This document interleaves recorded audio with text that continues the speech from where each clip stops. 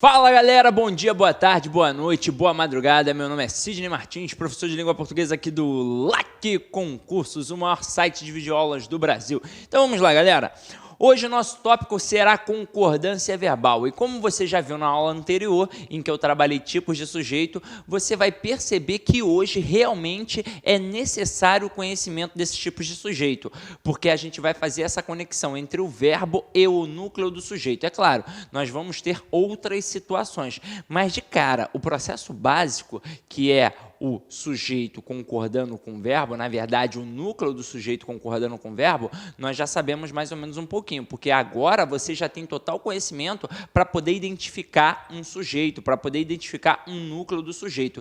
E agora a gente vai poder amparar você com todos os processos de pegadinhas da concordância verbal aí para todas as provas de concursos públicos. Vamos parar de enrolação, né, Sidney? Vamos ao que interessa. Então, olha aqui comigo. A concordância verbal determina que o verbo se flexione em concordância com o núcleo do sujeito da oração, como a gente já havia dito. Então aqui, ó, as orações abaixo apresentam desvio das normas de concordância verbal. Repare que as bancas sempre se valem de alguns recursos para que esses erros se tornem imperceptíveis a um aluno menos atento. Então aqui, ó, eu coloquei algumas frases e você vai perceber. Está até meio parecido com o esquema SESP-UNB. São várias frasezinhas que, a princípio, na hora da desatenção, a gente acaba não percebendo o erro. Por vários motivos. 3 motivos a princípio. Ou o sujeito está muito grande, e se o sujeito está muito grande, o núcleo do sujeito fica muito distante do verbo, e a gente acaba não percebendo a relação que há entre eles. E aí, de repente, o núcleo está no singular, a gente acaba jogando o verbo para o plural, porque nós temos vários elementos dentro desse sujeito. Ou o camarada fez uma inversão naquela ordem direta em que nós estamos acostumados, como sujeito, verbo e complemento, ele faz uma inversão e ele coloca o sujeito lá para o final, ou então coloca no meio, ou então, sabe, faz uma misturada. E aí você acaba não percebendo. Ou então ele vai brincar com os acentos diferenciais de singular para plural, quase que não saem, de singular para plural. Então, galera, aqui, na verdade, a gente vai testar a atenção. É óbvio que no dia da prova, quando você está ali fazendo a prova, geralmente final de semana, e você está naquele pagodão que tem no entorno, tá com sol no rosto, você acaba dispersando e acaba não percebendo.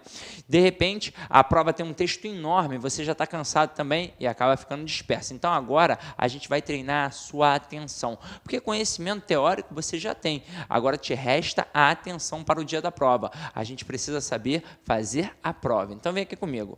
Olha essas frases. Eu já estou te adiantando que tem erro. Então, olha a primeira. O som agradável dos cantos dos pássaros acalmam nossas almas intranquilas. A princípio, você olha e fala, poxa, Sidney, mas que erro tem? Está tudo muito tranquilo, ó. Cantos dos pássaros acalmam nossas almas intranquilas. Como é que a gente vai fazer questão de concordância verbal? Lembram quando a gente trabalhou aquele processo básico de predicação verbal para trabalhar a regência verbal, em que a gente tinha sujeito, verbo e complemento? E eu sempre pedia para você ir de cara no verbo e perguntar a ele quem era o sujeito e o resto era o teu complemento. Então, nesse esquema de ir de cara no verbo e perguntar a ele quem é o sujeito, automaticamente eu já fiz a minha questão de concordância verbal. Quer ver? O som agradável dos cantos dos pássaros acalmam nossas almas intranquilas. Então, eu venho aqui de cara no verbo. Então, se eu já achei o verbo, o que eu vou fazer agora? Eu vou perguntar a este verbo quem ou que, para poder saber qual é o sujeito. E eu sempre vou perguntar no singular. Por que eu vou sempre perguntar no singular? Porque, de repente, pode ser uma pegadinha. E perguntando no singular, eu vou descobrir quem é o sujeito. Depois eu procuro o núcleo e aí sim eu vou saber se o verbo está flexionado de forma correta ou não. Então, aqui, ó. Quem ou que acalma nossas almas intranquilas. Aí você deve estar olhando e pensando assim, pô, Sidney, é muita coisa. É isso mesmo, o sujeito é enorme. Então aqui, ó, tudo isso aqui é o meu sujeito. O som agradável dos cantos dos pássaros. E agora, Sidney? Ferrou. Tem um montão de palavra aí. Como é que eu vou achar um núcleo? Lembram daquela aulinha de classes gramaticais? É a primeira aula a ser vista, o resumo, o quadro geral das classes gramaticais. Eu tenho 10 classes gramaticais, 6 variáveis e 4 invariáveis. Das 6 variáveis, nós estudamos 5 num processo conjunto e o verbo separado. Lembram das 5 classes gramaticais do processo conjunto? Eu tinha o substantivo, que era o termo determinado. E eu tinha o artigo, o adjetivo, o numeral e o pronome, que eram os termos determinantes. Dizer que o substantivo é um termo determinado significa dizer que ele é sempre o núcleo da sentença. Então, em qualquer estrutura nominal, quem será o núcleo daquela estrutura? Será o substantivo. Agora, se eu tiver mais de um substantivo na estrutura, basta procurar por aquele substantivo que não tem o quê? Preposição. Então, quando eu olho para cá, ó, o som agradável dos cantos dos pássaros, qual é o substantivo que não tem preposição? É som. Poxa, Sidney, eu estava pensando que era pássaros o sujeito. Pô, mas não tem como, porque ele está o quê? Ó, preposicionado. Então, aqui, como o núcleo é som, então, ó, coloca aqui, ó, núcleo do sujeito. Quem verdadeiramente concorda com o verbo é o núcleo do sujeito. Então, ó, vamos lá, ó, vou jogar para lá, para o verbo. Joguei. Verdadeiramente quem acalma, ou que acalma, é o som. Então, se o som está no singular e concorda com o verbo deve se encontrar em quê? No singular. Então, aqui, ó, no singular. Então, o som agradável dos cantos dos pássaros acalma nossas almas intranquilas. Show? Dá uma olhada na outra. O choro das crianças das comunidades carentes nos comovem. Vou de cara no verbo. Quem é que nos comove?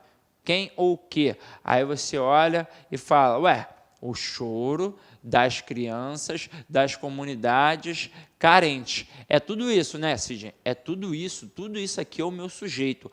Agora, quem é o núcleo do sujeito? Ah, Sidney, é crianças, não é? Não, não é crianças. Eu não posso ter núcleo preposicionado. Será o substantivo sem o quê? Sem a preposição. Então, vem aqui comigo.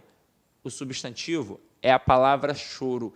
Então, se a palavra choro é o núcleo do sujeito, anota aí no teu caderno, ó, é o núcleo do sujeito e é o núcleo que concorda com o verbo, e o núcleo se encontra no singular, o verbo também se encontrará no singular. Então, eu tenho aqui, ó, o choro das crianças das comunidades carentes nos comove. Tranquilidade? Show? Então, vem aqui comigo. Vinha de algum lugar indefinido aqueles viajantes. Caramba, Sidney, rolou em inversão aí. Rolou em inversão, ó. Mas não se preocupe. Aquele esquema de cara no verbo vai resolver. Então, ó, vou de cara no verbo.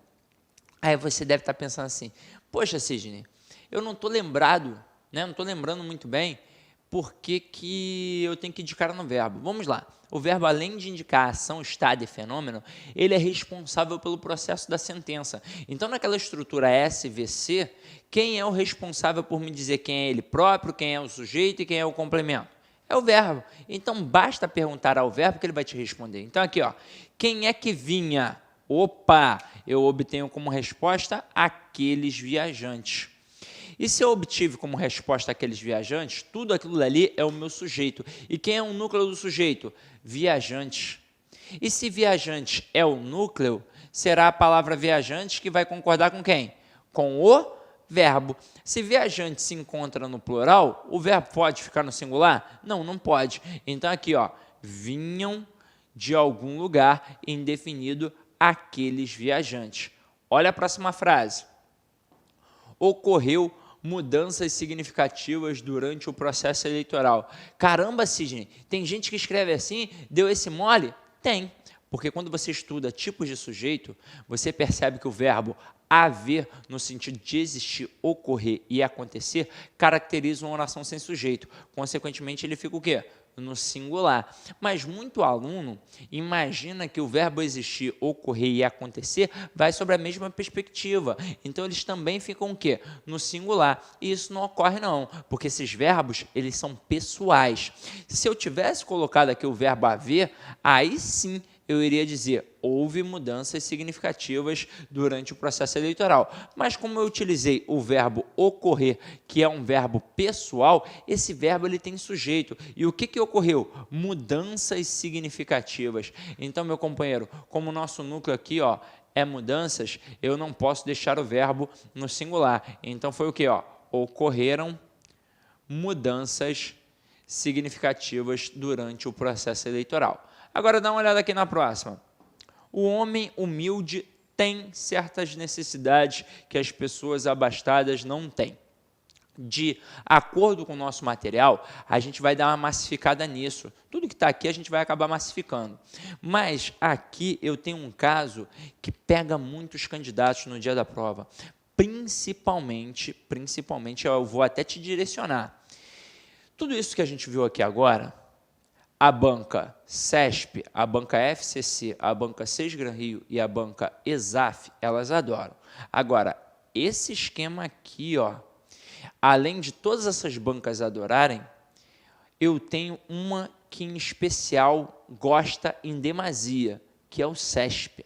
O CESP adora colocar isso daqui, porque não vai ter alteração na pronúncia, não tem alteração prosódica. Então, se não tem alteração prosódica, diante daquela montoeira de textos, a gente não percebe. E não percebe só o camarada que é um candidato, um aspirante àquela vaga de concurso público. Às vezes, até o professor de língua portuguesa, se ele estiver meio desatento, ele acaba não percebendo, porque todos somos humanos, todos somos falhos e fadados ao erro. Então, aqui, eu preciso de muita atenção. Então, vamos lá. Quando eu digo aqui, o homem humilde tem certas necessidades que as pessoas abastadas não têm.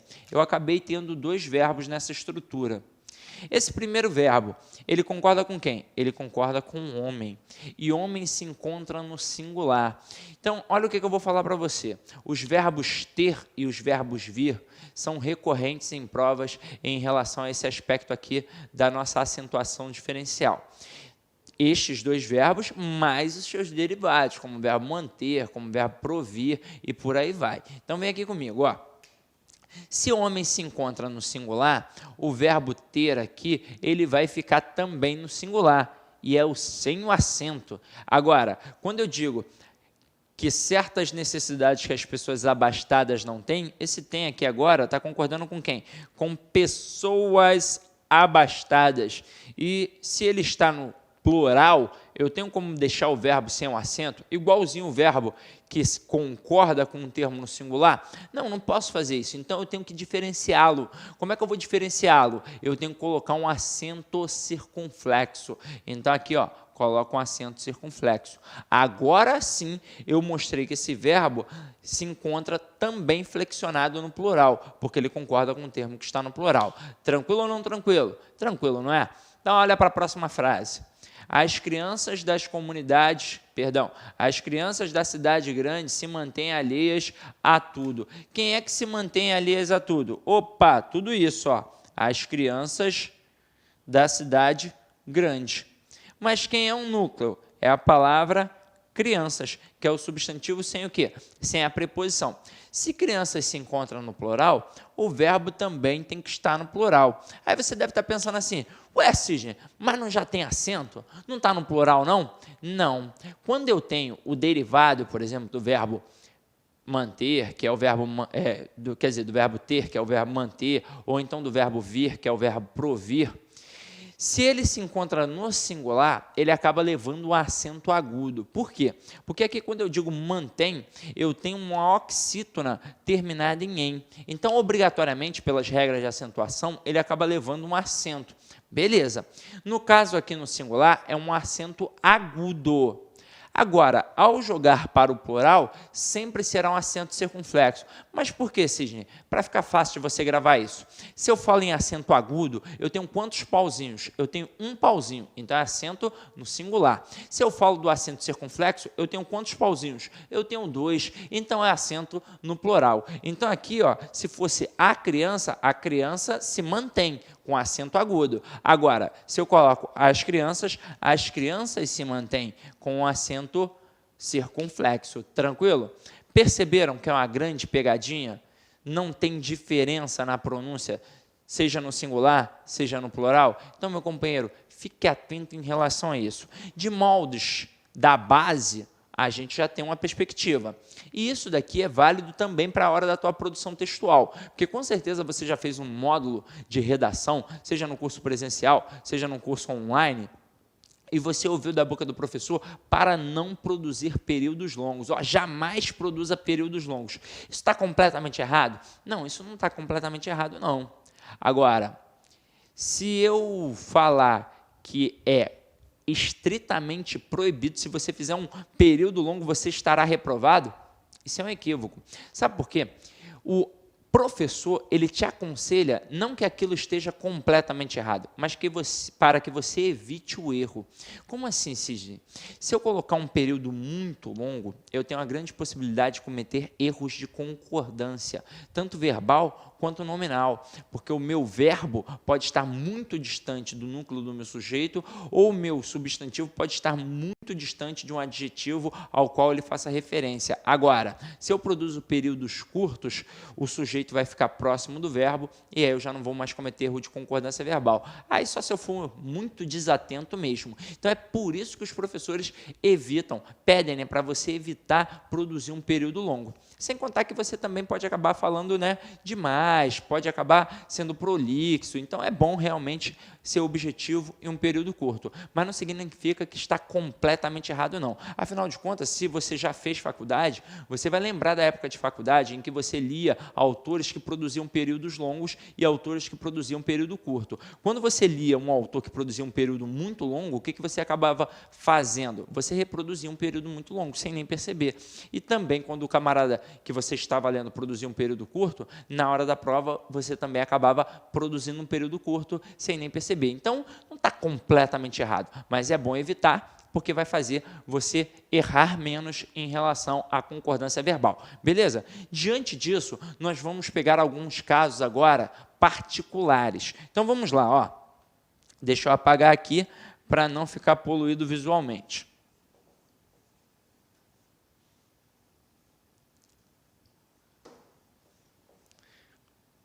Nós percebemos que diante de uma estrutura em que você tem um sujeito determinado e simples, basta identificar aquele núcleo e pronto. Se o núcleo está no singular, o verbo fica no singular. Se o núcleo está no plural, o verbo fica no plural. Agora, quando eu tenho sujeito composto, eu preciso ter toda uma atenção. Ué, Sidney, para mim, sujeito composto, o verbo ia automaticamente para o plural. Numa estrutura de sistema SVC da ordem direta, beleza. Mas as bancas têm outras possibilidades para poder te enganar. E é em cima disso que eu vou trabalhar para você não ser pego de calça arriada. Tranquilo? Então vem aqui comigo, ó. Sujeito composto após o verbo. Então vamos entender o que vai acontecer aqui. Ó.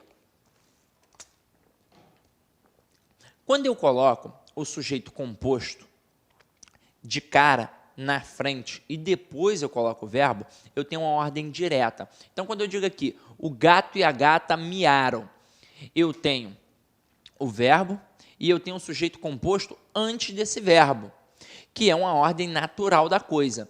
Então, o que vai acontecer aqui? Se eu tenho dois núcleos, o verbo, numa concordância gramatical, ele vai concordar com estes dois núcleos. Então, é por isso que o verbo se encontra o quê? No plural. Então, o gato e a gata miaram, frase perfeita. Agora, quando eu digo miaram ou miou o gato e a gata, muito aluno desconfia, fala assim, como assim, Sidney, miou o gato e a gata? Tu tá maluco? Não tem como não. Poxa, se eu tenho dois termos, é só miaram. Só que aí entra a nossa queridíssima gramática normativa. E a nossa queridíssima gramática normativa permite que, se esse sujeito estiver depois do verbo, então eu comecei com o verbo, beleza? Verbo primeiro. Eu posso ter tanto a concordância gramatical, que é a concordância natural, em que o verbo concorda com o núcleo do sujeito, portanto, se eu tenho dois núcleos, o verbo se encontrará no plural, mas a gramática normativa também permite uma concordância atrativa, em que o verbo concorda com um núcleo mais próximo. Então, eu posso dizer que miaram o gato e a gata, ou que miou o gato e a gata. Eu posso dizer que chegaram o professor e seu aluno, mas eu também posso dizer que chegou o professor e seu aluno. Aí, Vai depender de uma análise do discurso, de uma análise mais aprofundada, para a gente entender a intenção do produtor daquela sentença na hora. Mas, diante disso, você acha que o camarada vai te cobrar isso? Não, ele só quer saber se você tem a noção ou não dos parâmetros de concordância, para, de repente, te pegar numa possível pegadinha. Se você já sabe que se o verbo está antes e o sujeito composto está depois, ou seja, eu posso ter dois tipos de concordância. Então, fica ligado nisso. Tranquilo? Belezinha? Então, isso daqui é muito tranquilo. O outro, agora, vai exigir um pouquinho mais de atenção de vocês, senhores e senhoras. Vamos lá. Sujeito composto ligado por ou. Opa!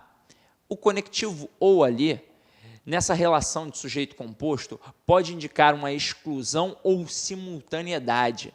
Então, a gente vai avaliar sempre sobre essa perspectiva. Então, vem aqui comigo. Ó.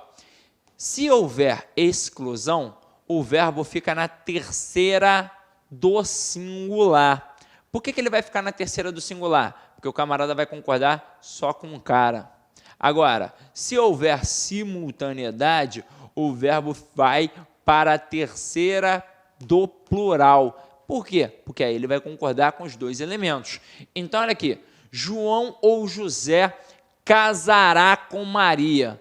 Como assim, Sidney? Isso está certo? Eu tenho dois elementos ali, mas vamos lá. Aqui indica, ó, exclusão. Apenas um casa, apenas um ganhou. Meu companheiro, ali é o seguinte. Quando eu falo João ou José casará com Maria, de acordo com a perspectiva da nossa sociedade, o casamento ele se dá entre um homem e uma mulher. Então, olha só o conhecimento de mundo fazendo referência a esse processo gramatical. Ah, professor, mas eu sei de sociedades tribais em que um homem tem várias mulheres e também tem sociedade em que uma mulher tem vários homens. Beleza, eu também sei. Mas, de acordo com a nossa perspectiva, aqui no Brasil, o que acontece? Um homem tem apenas uma mulher. Ah, professor, mas o meu vizinho ele é sem vergonha, ele tem um montão de mulher. Mas, de acordo com a perspectiva tradicional, isso está errado, não está errado? Então, vem aqui comigo. Quando eu digo João ou José casará, quem é que vai casar? É só um. Ou só o João ou só o José. Então, se só um pode casar, o verbo se encontra no singular. Afinal de contas, eu ainda nem sei quem vai casar, mas eu tenho a certeza que será apenas um. Tranquilo? Agora, quando eu digo muito frio ou muito calor podem matar o bebê, os dois podem. Então, eu tenho uma simultaneidade. Se eu tenho uma simultaneidade, o verbo vai ficar no plural. Por quê? Porque ele vai concordar com os dois elementos, tanto muito frio quanto muito calor. Como assim, Sidney? Vamos lá. Quando eu digo muito frio ou muito calor podem matar o bebê, é só o frio que pode matar? Não, né? É só o calor que pode matar? Não, os dois podem. Então, por isso, tem simultaneidade e por isso o verbo se encontra no plural. Teve uma atenção maior, a gente avaliou, inclusive textualmente, mas não é nada tão difícil assim, não é, meu querido aluno? Então, vem aqui comigo.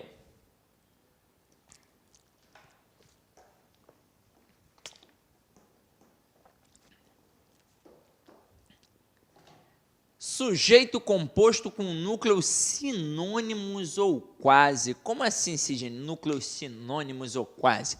Eles são sinônimos ou quase sinônimos. São palavras que semanticamente se aproximam pelo contexto. Então, quando eu digo aqui, ó, a paz e a tranquilidade comoveu o povo, ou a paz e a tranquilidade comoveram o povo. Se liga só, não dá para perceber uma relação de familiaridade entre a palavra paz e a palavra tranquilidade? Não dá para perceber um processo de sinônimos ali? Não dá para perceber que elas estão muito estreitadas semanticamente? Dá para perceber, não dá para perceber? Da mesma forma que você percebe, o avaliador também percebe. Aí o que ele vai fazer? O verbo fica na terceira do singular ou vai para o plural. Por quê? Porque aqui ele pode colocar o verbo na terceira pessoa do singular como se ele apanhasse tudo isso aqui, ó, num processo. Já que eles são sinônimos ou palavras bem similares, não tem por que eu jogar para o plural. É um tipo de pensamento. Então, pá, o camarada coloca a paz e a tranquilidade comoveu o povo. Agora, de acordo com a perspectiva tradicional de concordância, eu tenho dois elementos. E se eu tenho dois elementos, eu também posso o quê? Aliás, eu até devo. Eu jogo para o plural. A paz e a tranquilidade comoveram o povo. Mas para que eu te mostro as duas possibilidades? Para você sair escrevendo isso na tua prova? Claro que não. Se você estiver fazendo uma redação, meu companheiro, joga sempre para o plural se você tem um sujeito composto, a não ser que indique aquela exclusão, é claro. Agora, na maior parte dos casos, não vai indicar exclusão. Então, você joga para o plural, pode ter certeza que você vai acertar. Mas é importante que você tenha a noção das outras possibilidades. Para quê? Se porventura você estiver fazendo uma prova do CESP, ou então até mesmo de outra banca, em que o camarada tenta traçar uma pegadinha, você já não vai mais cair, não é? Então vem aqui comigo. Entender esse processo? Beleza? Então vamos lá, ó. O nego deve pensar assim, né? Pô, Sidney é muito louco, né? Fica perguntando se eu entendi. Como é que eu vou responder, cara? Tu tá maluco, Sidney? Tu tá aí sozinho, não tem como eu te responder. Claro que tem. Lá no Facebook, no e-mail, você pode me responder. Então vem aqui comigo, ó. Sujeito composto por pessoas diferentes. Que pessoas, meu companheiro? As três pessoas do discurso. A primeira, a segunda e a terceira. Quem são essas três pessoas? É a pessoa que fala, é a primeira, a pessoa com quem se fala, que é a segunda, e a pessoa de quem se fala, que é a terceira. Normalmente, se a gente estiver trabalhando, eu tenho eu, tu e ele, não é não? Então vem aqui comigo. Se houver primeira pessoa, o verbo vai para a primeira pessoa do plural. Claro. Se houver segunda e terceira pessoas apenas, aí você se liga nisso, ó, sublinha isso aqui no teu material, ó. Se houver segunda e terceira pessoas apenas, é preferível o verbo na segunda do plural, que é o vós. É preferível. Então, se você estiver produzindo um texto, faça assim. Aceita-se, contudo, o uso na terceira pessoa do plural, como se o sujeito fosse vocês. Então, vamos ver como é que isso funciona. Eu, tu e ele. São três pessoas do discurso. Tem a primeira pessoa. Como é que eu vou jogar esse verbo? Eu vou jogar para a primeira pessoa do plural. Então, aqui, ó, eu, tu e ele chegamos. Tanto é que é por isso que quando eu digo chegamos, comemos o bolo, eu digo que eu tenho um sujeito determinado, porque eu consigo identificar que foi o nós. E eu, quando tenho o nós, pelo menos um camarada eu consigo identificar de forma muito direta, que é o eu. Porque se eu tenho um nós, é porque dentro daquele processo de nós, eu posso ter vários outros elementos, mas eu tenho quem? Eu, com certeza, sem sombra de dúvidas. Então, por isso que na perspectiva tradicional da gramática, a gente trabalha assim. Agora, quando eu digo tu e ele, eu só tenho segunda e terceira pessoas. Então, o preferível é que eu diga tu e ele chegastes, mas a gramática ainda assim aceita. Tu e ele chegaram. É como se eu falasse, vocês chegaram. É algo que é fato linguístico. A língua aceita, está na gramática, então você pode contar que está certo também no dia da tua prova. Tranquilo? Então vamos lá, ó. Opa, chegamos num elemento muito importante para poder avaliar, hein, meu querido? Olha aqui comigo. Deixa eu apagar aqui, porque pode ficar poluído visualmente para ti. Núcleo coletivo seguido de especificação. Você pode ter aprendido na época da escola, ou até em cursinho presencial, ou até mesmo no online, expressões partitivas. A maioria, a minoria, não é verdade? Mas quando eu falo a maioria de, a minoria de, e por aí vai, um bando de... Gente, aí eu tenho núcleos coletivos. Por que eu estou dizendo isso? O aluno, se ele só estudar pensando na expressão partitiva, ele vai pensar o seguinte: esta expressão partitiva pode não ser o núcleo do sujeito, quando na verdade será sempre o núcleo do sujeito. Aí as bancas, elas colocam a expressão partitiva acompanhada de seres animados, como pessoas, como crianças, e aí semanticamente aquela palavra é muito mais forte para você do que a expressão a maioria, a minoria. Então, se aquela palavra é semanticamente mais forte para você, você achará que aquilo dali vai ser o núcleo do sujeito, quando na verdade não será. Então, é sobre essa perspectiva que a gente vai ter que trabalhar aqui agora. Mas, toda atenção é necessária nesse momento, tranquilo? Então, vem aqui comigo. O verbo pode concordar com o núcleo coletivo ou com a especificação. Então, eu tenho aqui, concordância facultativa. Quando o camarada coloca na prova, você já viu que nós temos outros casos em que eu posso brincar com esse processo facultativo. Mas esse daqui pode marcar aí um asterisco no teu material. Quando o camarada está brincando com concordância facultativa, em 99,9999999% dos casos, é isso daqui. Só não vou dizer que em 100%, dos casos, porque afinal de contas, vai que no dia o camarada resolva não colocar. Ou então ele assistiu a minha aula e só de sacanagem, vou ferrar o Sidney, eu não vou colocar. Aí você vai querer cobrar de mim, mas eu disse 99,9% dos casos, tranquilo? Então vem aqui comigo, Um grupo de estudantes se aproximou ou um grupo de estudantes se aproximaram. Aqui eu tenho tudo isso daqui, como sujeito. E quem é o núcleo do sujeito? É a palavra estudante? Não, é a palavra grupo. Aqui eu tenho um núcleo. Então, por um processo de concordância gramatical, o núcleo do sujeito concorda com quem? Com o verbo. Então, como o grupo está no singular, o verbo fica no singular. Agora, quando eu digo um grupo de estudantes se aproximaram.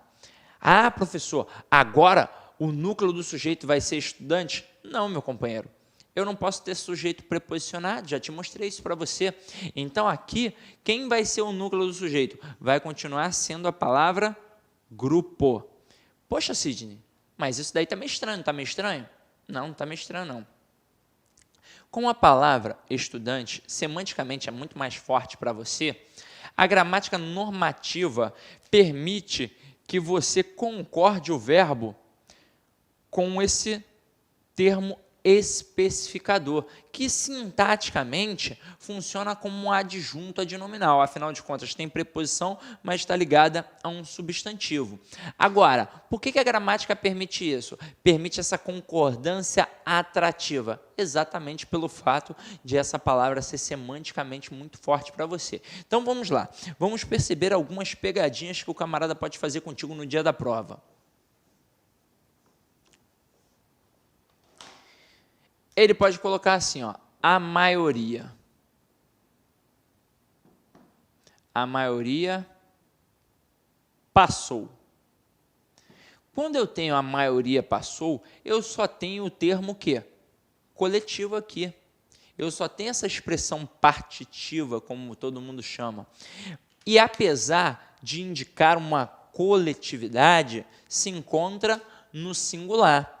E o verbo sempre vai concordar com esse núcleo aqui, então beleza, o verbo também fica no singular. Aí a gente viu que quando eu coloco a expressão partitiva ou esse núcleo coletivo, como você preferir, mais um termo especificador, a maioria dos alunos, eu posso ter duas situações, como a gente acabou de ver. Então, a maioria dos alunos passará.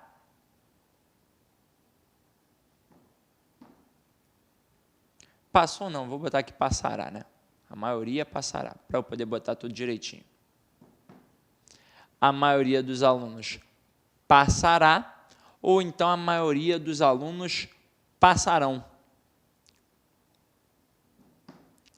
Aqui eu tenho a maioria dos alunos como sujeito nas duas sentenças. E eu tenho o termo maioria como núcleo do sujeito nas duas sentenças. Só que na primeira, o verbo concorda com o núcleo do sujeito, que é uma concordância gramatical, e na segunda, o verbo concorda com o termo especificador, que é o termo dos alunos.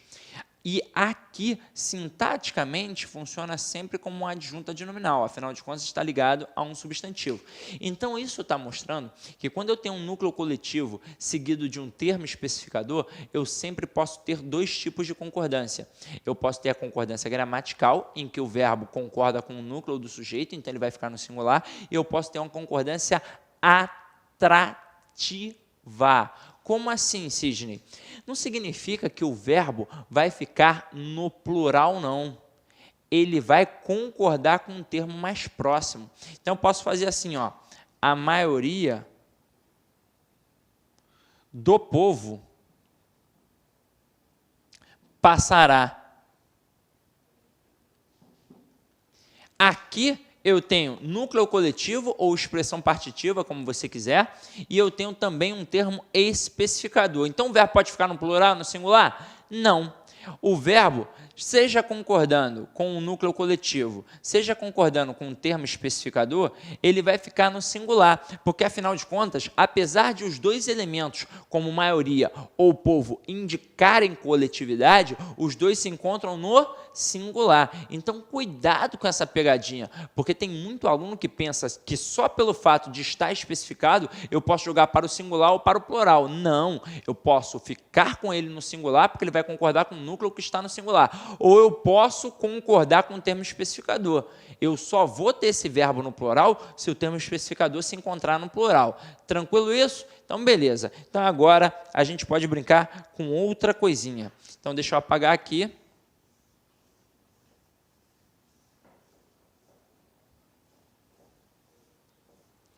Olha mais um assunto aí para gente. Quando o sujeito é um pronome de tratamento, como Sua Excelência e Vossa Excelência, o verbo se manterá na terceira pessoa. Então, olha aqui. Sua Excelência aceita bem suas próprias limitações. E Vossa Excelência aceita bem suas próprias limitações. Para que isso é importante? Para você que vai fazer uma prova de redação oficial. Então, a gente sabe que hoje em dia, esse tipo de tratamento, de certa forma cerimonioso, não é mais utilizado no nosso cotidiano. Ninguém fica falando assim, ninguém escreve assim para um amigo. Agora, quando a gente está dentro de um órgão público, nós precisamos trabalhar isso daqui. E você que quer ser um servidor, precisa ter conhecimento desse fato. E, geralmente, antes de você virar servidor, quando é que isso vai ser cobrado para você? No dia que você fizer uma prova de redação oficial. Então, isso daqui da concordância é muito simples. O que a gente pode aprofundar aqui agora é o direcionamento do processo de comunicação.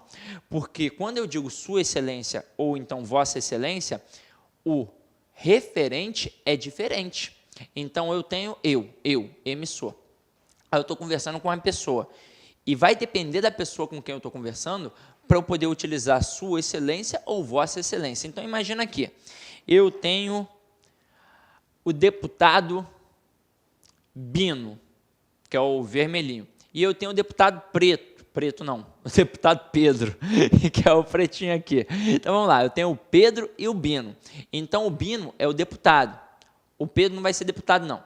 O Pedro será o assessor desse deputado, né? Vai ser tipo um secretário. Então, aqui, ó, se eu for falar direto com um Bino, eu vou dizer assim, ó, Vossa Excelência. Sei lá, tem um documento aqui, ó. Eu pego aqui, ó, um documento. Aí eu pego assim, ó. Deixa eu pegar aqui um documento. Tem um documento aqui. Aí eu falo assim pro deputado Bino. Eu falo aqui, ó, deputado Bino, aqui estão os documentos que Vossa Excelência me solicitou. Pá, aí entrego. Porque quando eu estou falando diretamente com a pessoa, eu utilizo Vossa Excelência. Beleza? Agora, se eu estiver falando com o assessor do deputado Bino, que é o Pedro, aí eu falo assim, ó, Assessor Pedro, aqui estão os documentos que Sua Excelência, o deputado Bino, me solicitou. Então, quando eu falo com a pessoa diretamente, eu digo Vossa Excelência. Se eu estou falando da pessoa, aí eu digo Sua Excelência. Tranquilão? Então, beleza. Então, vamos lá. Ó.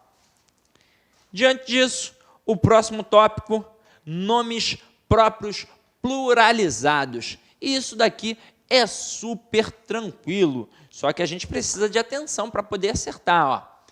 A flexão é determinada pelo emprego ou pela ausência de artigo ou outro determinante. Afinal de contas, eu até posso ter um outro determinante, mas geralmente será o artigo. Até mesmo porque você aprendeu na aulinha de classes gramaticais que o artigo é que flexiona em gênero e número. É ele que vai me dizer se um elemento está no masculino ou no feminino, no singular ou no plural. Não é verdade? Então aqui, se eu simplesmente coloco o termo sem um referente, sem um determinante, sem um especificador, olha o que vai acontecer.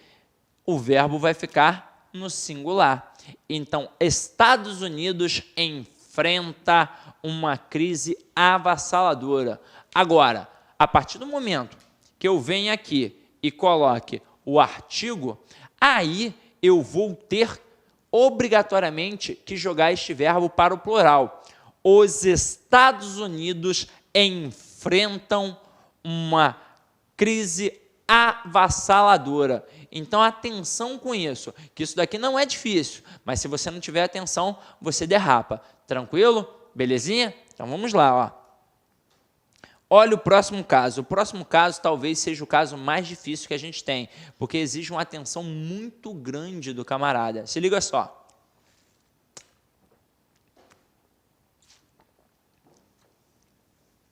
Aqui é o seguinte. Quando eu tenho o pronome apassivador, eu terei uma voz passiva e o sujeito vai concordar com o verbo. Então, aqui, ó, iniciou-se a negociação.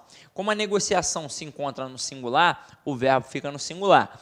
Aqui, concluíram-se as apresentações. Como apresentações é o sujeito e concorda com o verbo e está no plural, o verbo fica no plural. Só que vamos lá. Geralmente o aluno confunde. Olá, meus amigos, minhas amigas. Gostou da aula do professor Sidney Martins? Quer continuar assistindo essa videoaula e muito mais? Então convido você a acessar o nosso site, o lacconcurso.com.br e se matricular no nosso curso Português Total. O curso Português Total é um curso diferenciado porque em um único curso nós conseguimos unificar várias disciplinas. Por exemplo, gramática, interpretação de textos, redação e muito mais. Ou seja, todas as aulas do professor Sidney Martins, além disso, as outras aulas de língua portuguesa dos demais professores do site Lacconcursos. Sabe quanto custa? Você não vai nem acreditar. O melhor custo-benefício da internet, apenas R$ 75,00, por um período de acesso 75 dias, R$1 por dia. Pode ter absoluta certeza que você não vai se arrepender, que aqui no Lacconcursos é o melhor custo-benefício da internet. Tá certo, meus amigos? Então convido você a se matricular em um dos nossos cursos do Lacconcursos. Forte abraço, fique com Deus. Tchau, tchau. Clique lá.